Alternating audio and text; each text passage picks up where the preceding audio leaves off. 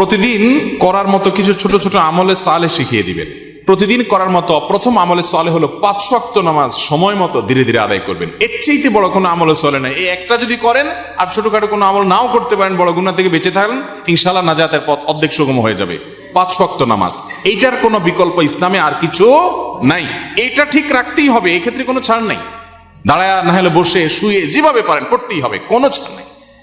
অতএব 1 নম্বর আমল হলো 5 ওয়াক্ত নামাজ পড়বেন। 2 নম্বর হলো সকল বড় বড় মোটা মোটা গুনাহগুলা থেকে বেঁচে থাকবেন। চোখের গুনাহ, হারাম জিনিস দেখা, হারাম জিনিস শোনা, গালমন্দ করা, মানুষের হক মারা, হারাম খাওয়া, এই বড় বড় গুনাহগুলো থেকে বেঁচে থাকবেন। নাম্বার 3, নবী করিম সাল্লাল্লাহু আলাইহি ওয়াসাল্লাম প্রতি বেশি বেশি দুরূদ পাঠ করবেন। আল্লাহুম্মা সাল্লি আলা মুহাম্মদ ওয়া আলা আলি মুহাম্মদ, শুধু সাল্লাল্লাহু আলাইহি ওয়াসাল্লাম, দুরূদ ইব্রাহিম যত বেশি পারেন দিনে 10 বার 20 বার পাঠ করবেন।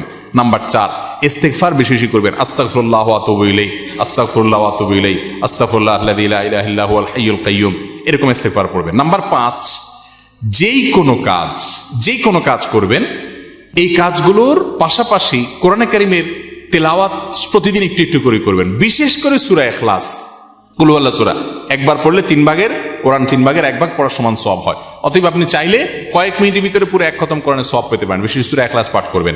6 নম্বর হলো যত জিকির আছে কোরআন হাদিসে বর্ণিত, এই জিকিরগুলো বেশি বেশি করে পাঠ করবেন। যেমন সুবহানাল্লাহ ওয়া বিহামদিহি সুবহানাল্লাহিল আযীম, তারপর লা হাওলা ওয়ালা কুওয়াতা ইল্লা বিল্লাহ, এটাকে জান্নাতের ভান্ডার বলা হয়েছে। তারপর আপনার দুরূদ ইব্রাহিমের পাশাপাশি অন্যান্য সাধারণ দুরূদ তো পড়বেনই। যত জিকির আছে এর মধ্যে একটা জিকির আছে ইয়া জাল জালালি ওয়াল ইকরাম, বেশি বেশি করে। তাহলে ইয়া জাল জালালি ওয়াল ইকরাম, সুবহানাল্লাহ ওয়া বিহামদিহি সুবহানাল্লাহিল আযীম এবং লা হাওলা ওয়ালা কুওয়াতা ইল্লা বিল্লাহ, স্পেশালি এই 3টা বেশি বেশি জিকির পাঠ করবেন। কোনো মুসলমানকে জাহান্নামে দেওয়ার পর কখনো কি তাকে জান্নাতে দেওয়া হবে? খুব গুরুত্বপূর্ণ একটা প্রশ্ন। একটু আগে যে গোষ্ঠীর কথা বলছিলাম, যারা আমাদের নবীজির হাদিসকে অস্বীকার করে, তারা শুধু কোরআন দিয়ে চলতে চায়, শুধু কোরআনে এত ইনিশিয়েট দেওয়া আছে যে এটা দিয়ে সে চলতে পারবে না। শুধু কোরআন যদি দিয়ে চলতে চায়, কোরআন তারা আমাদের নবী থেকেই পাইছে, এখন নবীর কোরআনটা মানবে, হাদিসটা মানবে না। এটা হলো একরকম মামুর ভাইয়ের আবদারের মতো। তো এই লোকগুলা বলে যে যারা জাহান্নামে যাবে তারা চিরকাল জাহান্নামে যাবে, আর কোনোদিন জান্নাতে যাবে না। এটা ভুল কথা। কোরআনে কারিমে আল্লাহ রাব্বুল আলামিন জাহান্নামীদের বিভিন্ন বিবরণ উল্লেখ করেছেন। অনেক পাপের কারণে জাহান্নামে স্থায়ী থাকার কথা বলেছেন, কিন্তু এগুলো সম্পর্কে খোদ নবী করিম সাল্লাল্লাহু আলাইহি ওয়াসাল্লাম কি ব্যাখ্যা দিয়েছেন, যার পরে কোরআন নাজিল হয়েছে, যাকে আল্লাহ পাঠিয়েছেন আমাদের কাছে, সেটা তারা জানার চেষ্টা করে না।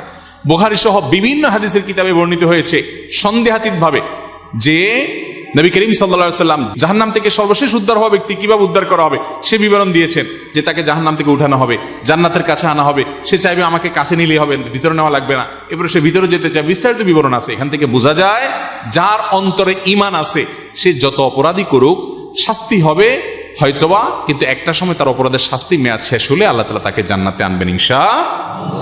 এই চিন্তা করে এবার তাহলে নিশ্চিন্তে পাপ করতে পারেন, যেহেতু জান্নাতে আসবেনই একবার, আর টেনশন কি।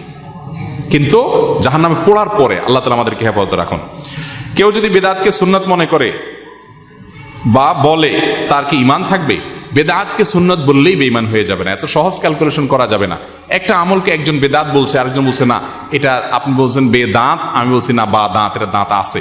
কেউ দাঁত পাইছে, কেউ দাঁত পায় নাই, অর্থাৎ কেউ সুন্নত মনে করতেছে, কেউ বেদাত পাইছে। এটা নিয়ে ইজতিহাদ বা বুঝের মত পার্থক্য হতে পারে, এর কারণে কেউ কাফের বা মুসলমান হবে না। বেদাত জঘন্য খারাপ জিনিস, কিন্তু এই খারাপ জিনিস কোনটা, এটা বেদাত কিনা আদৌ, এটা নিয়ে সংজ্ঞা নিয়ে ওলামাদের মধ্যে মত পার্থক্য থাকতে পারে। অনেক বড় বড় ইমামদের মধ্যে মত পার্থক্য আছে। একই কথাকে একজন ইমাম বলছেন বেদাত, আরেকজন বলছেন এটা বেদাত না। অতএব এটা নিয়ে মারামারি করবেন না।